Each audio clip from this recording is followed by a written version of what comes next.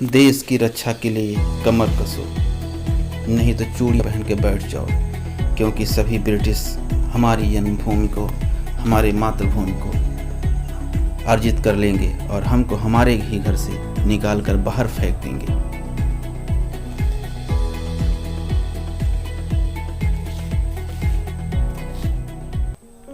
आइए हम सभी रानी अवंतीबाई के बारे में पढ़ते हैं। देश की रक्षा के लिए कमर कसो या चूड़ी पहनकर घर में बैठो, तुम्हें धर्म ईमान की सौगंध जो इस कागज की सही पता बैरी को दो। ये वो शब्द थे जिन्होंने ब्रिटिश साम्राज्य के विरुद्ध विद्रोह का बिगुल बजाने में प्रमुख भूमिका निभाई। वह शब्द जिन्होंने क्रांति की ज्वाला को फैलाने में संविधा का कार्य किया। संविधा माने जो हवन सामग्री होती है उसे हम सभी संविधा कहते हैं। वह शब्द जिन्होंने इतिहास रच दिया, वह शब्द जो इतिहास में अमर हो गए। यह शब्द थे प्रथम स्वतंत्रता संग्राम में मध्य भारत की प्रमुख सूत्रधार वीरांगना अवंतीबाई के, जिन्हें हम आज अवंतीबाई लोधी के नाम से भी जानते हैं, जिनकी अप्रतिम शौर्य गाथा आज भी हम सबको प्रेरित कर रही है। मध्य प्रदेश में उनको देवी की तरह पूजा जाता है, बल्कि कह सकते हैं पूरे भारत में उनको पूजा जाता है।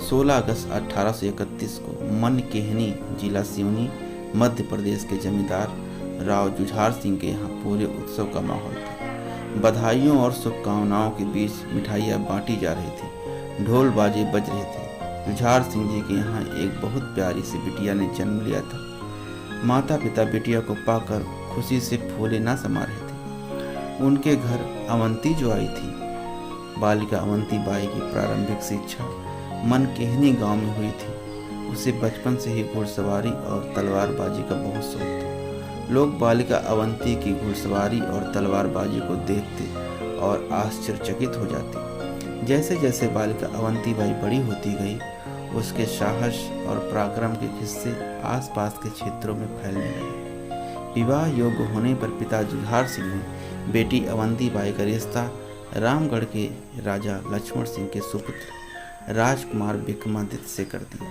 विवाह के उपरांत जुझार सिंह की यह सासी बिटिया रामगढ़ रियासत की कुलवधू बनी। सन 1850 में राजा लक्ष्मण सिंह की मृत्यु हो जाने पर राजकुमार विक्रमादित्य का रामगढ़ के राजा के रूप में राजनीति तिलक किया गया।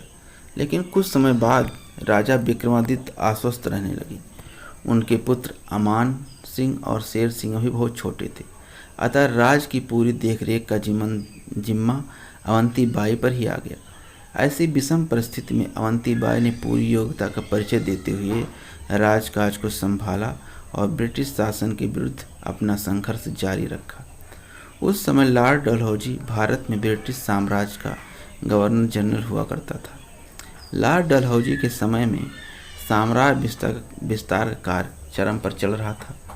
अपनी हड़प नीति के कारण डलहौजी तमाम राज्य को अपने साम्राज्य में मिला रहा था, जिससे चारों तरफ उसके प्रति एक नफरत जैसी फैल गई थी और सभी लॉर्ड डलहौजी की इस नीति का मन ही मन विरुद्ध कर रहे थे। किसी की हिम्मत नहीं पड़ रही थी कि कोई खुल करके लॉर्ड डलहौजी की इस नीति का विरोध कर पाए कि हमारे राज्य को बिना कारण क्यों अपने मिलाया जा रहा है, जबकि हम एक स्वतंत्र राज्य हैं और हमें अधिकार है कि हम अपना शासन स्वयं करें।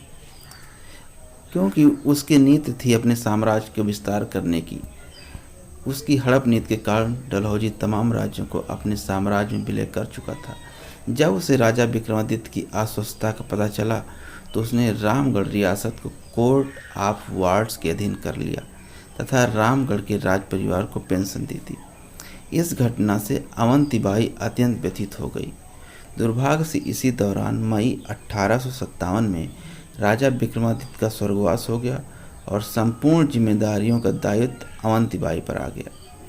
सन 1857 में देश के स्वतंत्रता संग्राम की गूंज चारों तरफ सुनाई देने लगी और हर तरफ यही गूंज होने लगी।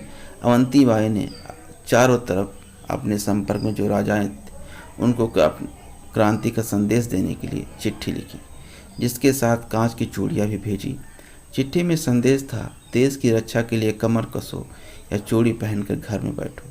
इस पत्र का व्यापक प्रभाव पड़ा।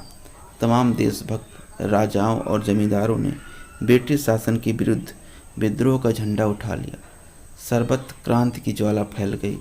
रानी अवंतीबाई ने अपने राज्य से कोर्ट ऑफ वार्ड्स के अधिकारियों को खदेड़ दिया तथा क्रांति की बागडोर अपने हाथ में ले ली। इस समय वीरांगना रानी अवंतीबाई मध्य भारत की क्रांति का प्रमुख चेहरा बन चुकी थी। रानी की विद्रोह की सूचना से जबलपुर कमिश्नर मेजर इस्काइन आग बबूला हो गया। उसने रानी को आदेश दिया कि वह मंडला के डिप्टी कलेक्टर से मिले। रानी ने इस आदेश को नकार दिया तथा युद्ध की तैयारियों में जुट गई। उन्होंने रामगढ़ के किले की मरम्मत कर उसे सुदृढ़ कराया। मध्य भारत के विद्रोही नेता रानी के नेतृत्व में एकजुट हो रहे थे।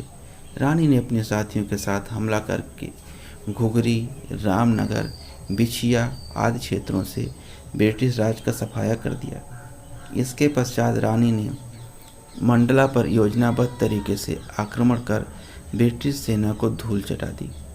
इस हार से मंडला का डिप्टी कमिश्नर वाडिंगटन तिलमिला गया तथा किसी भी प्रकार पराजय का बदला लेने की योजना बनाने लगा। उसने अपनी सेना को पुनर्गठित किया तथा रायगढ़ के किले पर हमला बोल दिया। ब्रिटिश सेना संख्या बल और युद्ध सामग्री में रानी की सेना से कई गुना ताकतवर थी।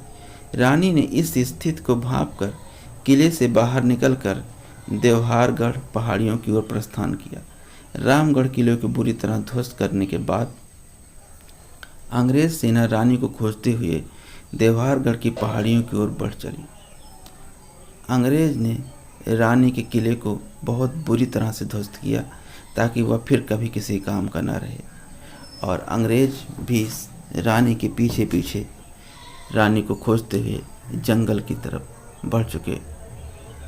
और एक समय ऐसा आया जब अंग्रेजों ने रानी को चारों तरफ से घेर लिया, लेकिन रानी फिर भी हार न मानी। रानी ने दृढ़तापूर्वक ललकारते हुए कहा, मुझे आज समर्पण का प्रस्ताव स्वीकार नहीं है। मैं युद्ध भूमि में लड़ते लड़ते अपने प्राण दे दूंगी, लेकिन अंग्रेजों के आगे नहीं झुकूंगी। रानी के उत्तर से तिलमिलाए वाडिंगटन ने रानी को चारों ओर से घेर कर धावा बोल दिया। कई दिन तक रानी और उनकी जाबाज सेना अंग्रेजों को लोहे के चने चबाती रही, पर संख्या बल और युद्ध सामग्री कम होने के कारण धीरे धीरे रानी अकेली पड़ती गई। युद्ध के दौरान रानी के बाएं हाथ में गोली लगी और उनकी बंदूक छूटकर नीचे गिर गई। निहत्थी रानी पर अंग्रेज चारों ओर से टूट पड़े। अपने आप को चारों ओर से घिरता देख वीरांगना अवंतीबाई ने तलवार लेकर यह कहते हुए अपनी वह छुरी सीने में उतार ली कि हमारी रानी दुर्गावती ने जीते जी बैरी के हाथ से ना छुए जाने का प्रण लिया था, इसे हम भूले नहीं हैं। मृत सैया पर लेटते हुए इस महान वीरांगना ने अंग्रेज अफसर से कहा, ग्रामीण क्षेत्र के लोगों को मैंने ही विद्रोह के लिए उकसाया है। प्रजा बिल्कुल निर्दोष है, उसे पीड़ित मत करना। ऐसा कहकर वीरांगना अवंतीबाई ने हजारों लोगों को अंग्रेजों के अमानवीय व्यवहार और फांसी से बचा लिया। अगर ये ऐसा नहीं कहती तो शायद उन लोगों को फांसी पर चढ़ाया जाता और वो इनकी क्रूरता का शिकार होते और उन्हें बहुत ही परेशान किया जाता, मारा पीटा जाता। धन्य है यह वीरांगना जिन्होंने एक अतुलनीय उदाहरण प्रस्तुत कर 1857 के प्रथम स्वाधीनता संग्राम में निरंतर लड़ते हुए 20 मार्च 1900 वीर गति को प्राप्त हुई और राष्ट्र उनका शौर्य, बलिदान और देशभक्ति की प्रेरणा को याद रखेगा। हम सभी को इनकी इस वीरता से कि सदैव अपने देश के प्रति वफादार रहें और देश को आगे बढ़ाने का काम करें। इस अध्याय पर आधारित कुछ प्रश्न हैं जिनको यहाँ पे दिया गया है। आप इन प्रश्नों को देखकर इनके उत्तर को पढ़िए, समझिए और यदि आपको आवश्यकता लगे तो कॉपी में इसको नोट कर लीजिए। यदि आपको ऐसे नहीं लगता है तो कॉपी में ना नोट करिए, लेकिन प्रश्न को समझने से, इसका उत्तर देखने से आपको इस अध्याय के बारे में काफ़ी अच्छी आपकी समझ विकसित होगी, जिससे आप अवंतीबाई को काफ़ी अच्छे से समझ पाएंगे। आशा करता हूँ कि यह वीडियो देख करके आप में देशभक्ति की भावना जागेगी। आप अपने देश के प्रति अपने कर्तव्य को समझेंगे और अपने देश के प्रति लगाव महसूस करेंगे और ऐसा कार्य करेंगे जिससे कि आपका देश आप पे गर्व महसूस कर सके। यदि वीडियो अच्छा लगा हो तो इसे आप अपने दोस्तों के शेयर करिए, वीडियो को लाइक करिए, सब चैनल को सब्सक्राइब करिए। बहुत बहुत धन्यवाद।